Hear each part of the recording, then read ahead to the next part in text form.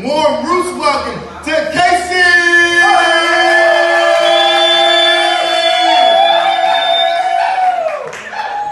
Oh yeah! Where's the ball? Shut up. I love you too, Casey. No. My name is Casey. I'm a writer. I do some stand-up and improv. I do comedy and drama at Speakeasy Theater. So if you like whatever I do tonight, or if you don't like it and you think you can do it better, come show me at Speakeasy, I dare you.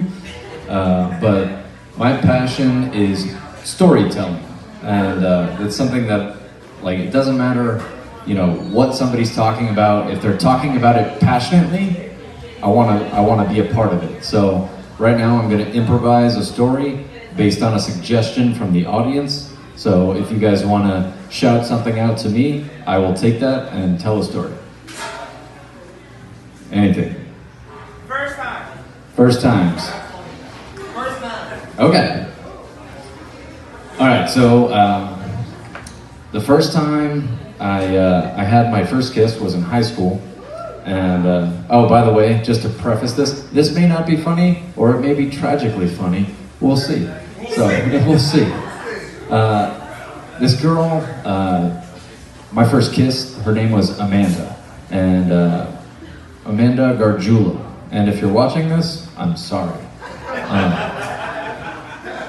So, I learned how to kiss when I was like 15.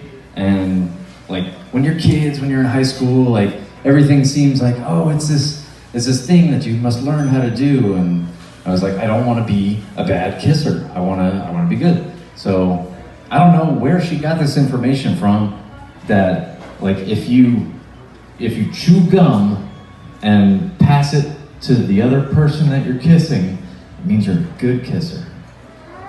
So we would do that every like lunch break in high school. We would practice doing this. And I feel like it actually helped. Like, it actually made me a better kisser. And I tried to tell that to my girlfriends, like, in the future, whenever, like, they were bad kissers. I was like, damn, like, she needs to chew some gum. She needs to chew some gum and put it in my mouth, because that's, like, intimate, and that's, like, you know, this is how you get better at stuff, I guess. But I can't say that it didn't work. It always worked. With any of my past relationships, and some of my, like, you know, recent past relationships. But I guess, like, the moral of that story is, don't be a shitty kisser. That's not a joke. When you put your mouth on somebody, you have a responsibility to, like, put some lip service on that person. Whoever you decide to put your lips on. Definitely just go in there with the intention, like, I am going to make this powerful and sexy, and you're going to be better for it. It's true. I kind of ran out of gas on that story. I would like another suggestion, because I still have some time. First time we met. No, fuck that. The first time the comedy kicked in. When was the first time the comedy kicked in? When was the first time? So, I have two.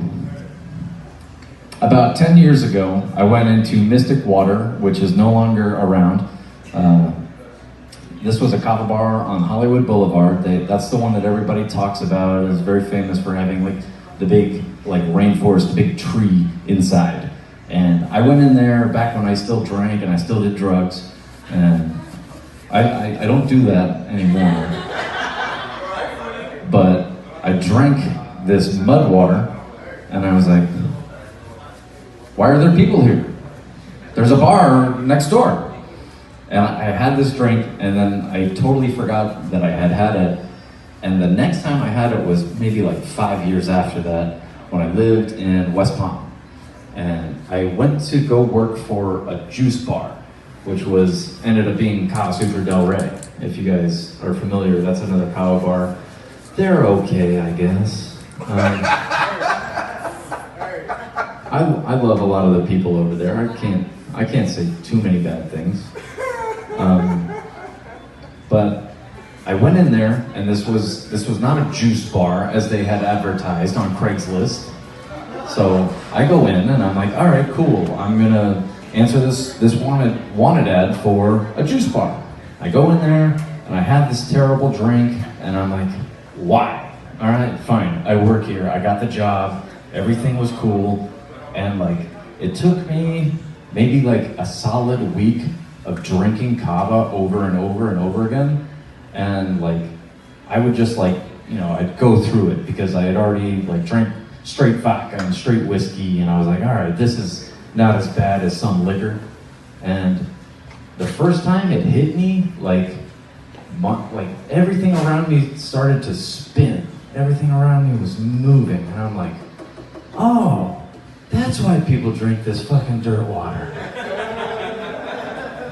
And I was just blown away by that. Like, it wasn't long after that I quit drinking and doing drugs altogether, because I had found something that was actually like gave me the thing that I wanted socially, and it gave me like a group of people, which like in every kava bar there are groups of people that are like I'm not saying you guys are bad, but you guys are like, you're different. You're misfits. Some of you are outcasts, like Julio. But like, this is the place where we all come together, and it's like that in every kava bar that we go to. And like, the community is all people of like mind, all people from different backgrounds, and all people who want an alternative to the shitty life of drinking and drug use that just fucks you over, especially here in South Florida, which is like a big reason why kava bars are popular. And like, I'm grateful for all of these institutions. I'm very grateful for all of the Polynesian people that, like, are totally cool with us culturally appropriating their heritage. And they're just like, yeah, everybody should have this. Everybody should have a chance to like have a tribe or have like a community like this. And it has like really become its own thing. And like, it's the best. I love it.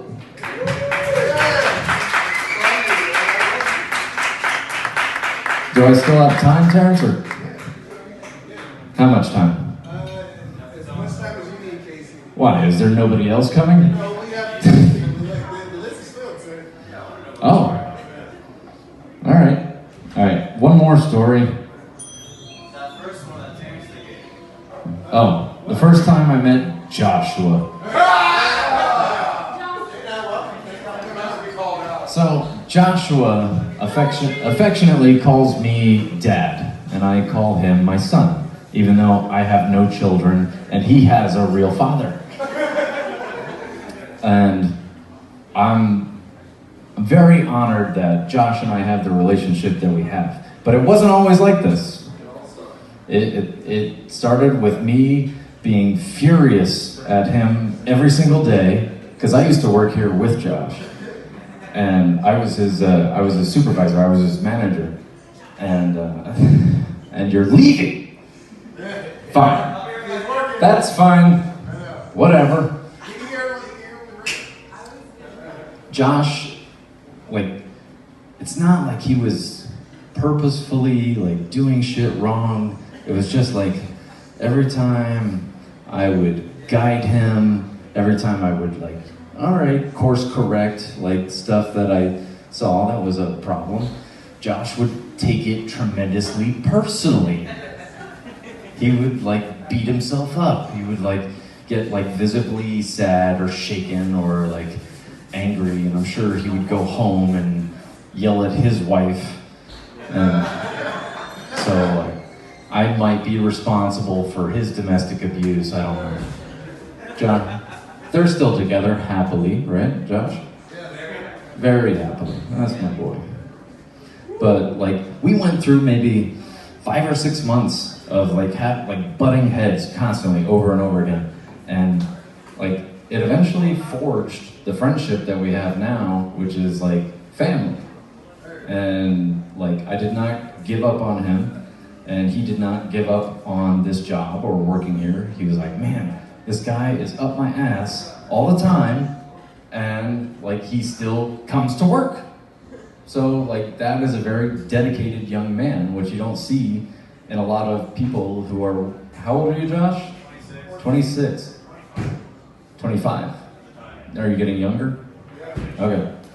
So when, I don't know any other 25-year-olds that actually are dedicated, that want to come to work and like, will listen to somebody fucking bitching at them. And like, that was me. And I did it from a place of love. You understand now. But then I didn't feel bad because I feel like you took everything in. You took it in and you adapted, you transformed on the spot, in the job, to become a better man and a better employee and a better person. And I'm very happy that you were receptive. And I'm very happy that you and I will probably be friends for the rest of our lives. Like, I would like for my kids to grow up with your kids. And that really brings me a lot of joy, and it makes me smile. And I hope you got the story that you wanted, Josh. Actually, I wanted the part where you threw a house in my face and told me to drink it. I did not do that. I guess that works too. Okay, well, I don't remember. I throw a lot of things. When I used to work the bar, I would throw stuff at customers all the time. And I never got fired for that. I got fired for other reasons. But I see the way Terrence is looking at me, so that is my time. Thank you guys so much for being a good audience. Give it up for your host, Terrence.